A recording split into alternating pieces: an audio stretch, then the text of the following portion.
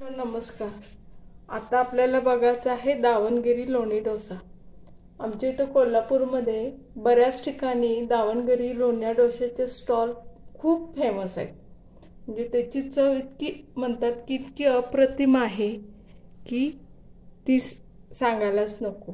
खरोखर आणि छान पण आहेत, खायला छान आणि चवीला पण छान असतात। ते सॉफ्ट आणि तोंडात घातल्या घातल्या विरघळतात। आता इथं आपण ना दावणगिरी लोण्या डोशाचे कृती आणि काय काय साहित्य लागणार ते बघणार आहोत। तर इथं मी काय केलेलं आहे, इथं मी ह्या पेल्याच्या मापानं साधारण एक प्रमाण सेट केले। तर ह्या पेल्याचं प्रमाण सेट केले, त्या पेल्यानं मी इथं 4 पेले तांदूळ, अर्धा पेला उडीद डाळ आणि अर्धा चमचा मेथी आणि मूठभर हरभऱ्याची डाळ घेऊन 4 तास भिजत घालायचं। मी हे सकाळी भिजत घातलेलं आहे। आणि आता आपल्याला वाटण्यापूर्वी त्याच्यामध्ये 2 पेले, हे 2 पेले चिरमुरे आणि अर्धा चमचा परत ह्याच्यात जिरे असं घालून ह्याच्यात अर्धा तास परत चिरमुरे भिजस्तोपर्यंत त्याला ठेवून द्यायचंय। आता इथं मी त्याच्यामध्ये चिरमुरे घालणार आहे। आपले रेग्युलर चिरमुरे असतात ना,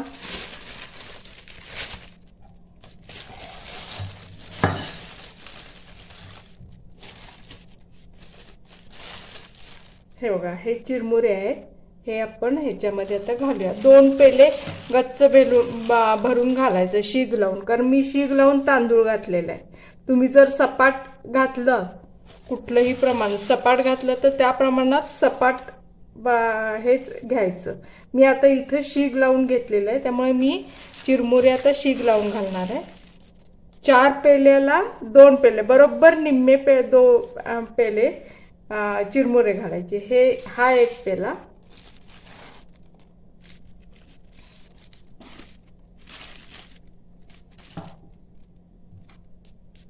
हा दुसरा पेला। हे असे 2 पेले एवढे भरून आपण त्याच्यामध्ये एक अर्धा तास आधी, वाटण्याच्या आधी अर्धा तास त्याच्यामध्ये आपण चिरमुरे घालून घ्यायचे। आणि चिरमुरे काय लगेच भिजतात, त्याला फारसा वेळ लागत नाही। आता ह्याच्यामध्ये आपण अर्धा चमचा, पोहे आपण खातो ना, हा चमचा एवढा आपण अर्धा चमचा जिरे घ्यायचे। जिरे का घ्यायचे तर त्याला आपले जे डोसे आहेत त्याला वास फार सुंदर येतो जिऱ्यानं वाटताना घातल्यावर। हे आता आपण पाण्यामध्ये अर्धा तास भिजत घालूया। आणि आता अर्धा तासानंतर तुम्हाला हे चिरमुरे भिजायला फार वेळ लागत नाही, लगेच होतात। पण हे चांगले भिजले ना की वाटणात त्याला फुलून यायला, पीठ फुलून यायला मदत होती। तेवढ्यासाठी चिरमुरे अर्धा तास आधी घालायचे। आणि अर्धा तासानंतर आता आपण ते वाटण्याच्या वेळी मी तुम्हाला परत दाखवते। हे आता आपलं पीठ वाटून झालेलं आहे बघा, दावणगिरी लोणी डोशाचं। आता ह्याच्यामध्ये आपण चवीप्रमाणे मीठ घालूया आणि बरोबर 5 मिनिटं एकाच दिशेनं फेटून घ्यायचं। हे आता मी चवीप्रमाणे मीठ घालते याच्यात।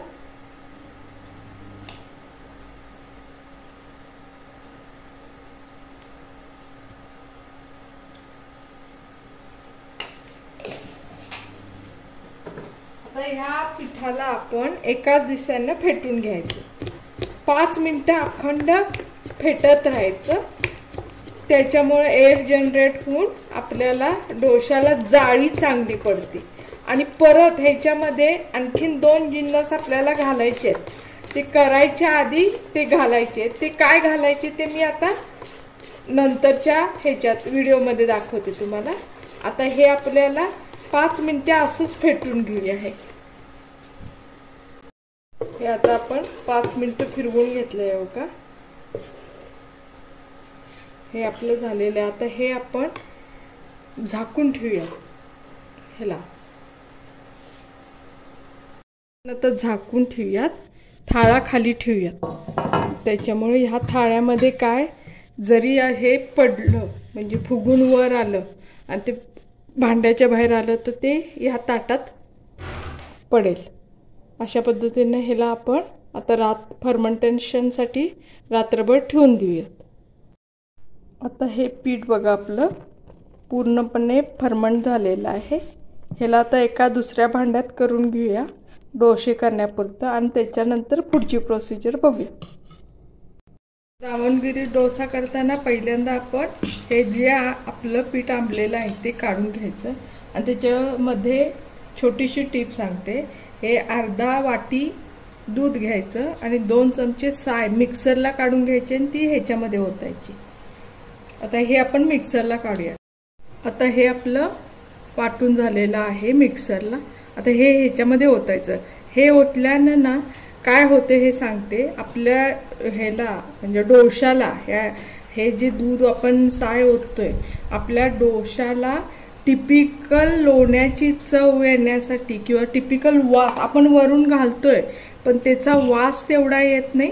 आपला वास परफेक्ट यायसाठी आपण ह्याच्यामध्ये दूध आणि साय घालायची. आता हे आपण हलवून जरासं ह्याच्यात अगदी किंचितसा सोडा घालायचा. अगदी न कळत सोडा घालायचा. का सांगते कारण त्यानं जी जाळी पडती ती फार सुरेख पडते.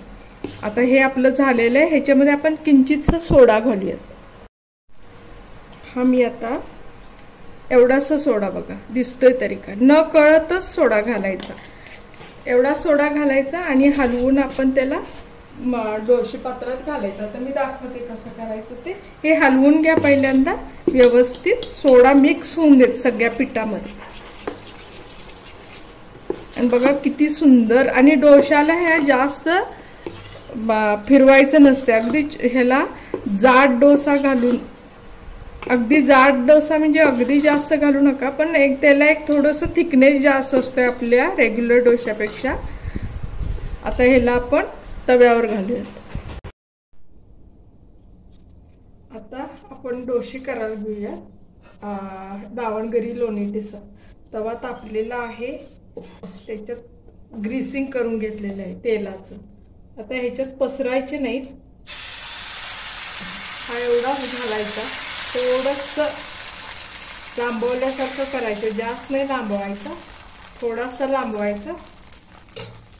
त्याच्यावर आपल्याकडे असेल तर पोडी मसाला म्हणजे आपला जो सांबार मसाला टाईप असतोय तो डोशावर टाकायचा मसाला असतोय तो जर तुम्हाला हवा असेल तर मला कमेंटमध्ये सांगा. तो घालूया.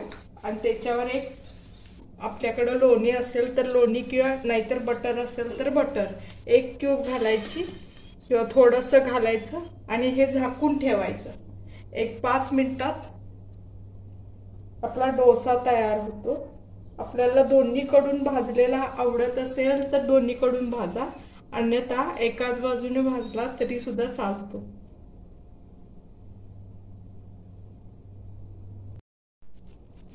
हा आता आपला डोसा भाजून झाला आहे. याच्यावर चारी बाजूने तेल सोडूया. तुम्हाला हवा असेल तर तुम्ही दोन्ही बाजूने शेकू शकता किंवा एकाच बाजूने शेकला असं खायला दिलं तरी चालते. हे बटर बघा मेल्ट झाले. आता मी हे दोन्ही बाजूने भाजणार आहे. ठेव. अशा पद्धतीने आपण भाजून घ्यायचे. जास्त भाजायची नाही. लगेच आपण काढले तरी चालतात कारण मुळातच पीठ ते हे झाले चांगलं. अशा पद्धतीने आपण हे भाजून घ्यायचे. अशा पद्धतीने आपल्या गरम गरम डोसे तयार झाले बघा. हे मसाला लावलेला आणि हा विदाऊट मसाला. तुम्हाला कोणत्या पद्धतीने आवडेल त्या पद्धतीने करा. बघा कसं छान झालंय. चवीला पण अगदी सुंदर लागतात हे डोसे.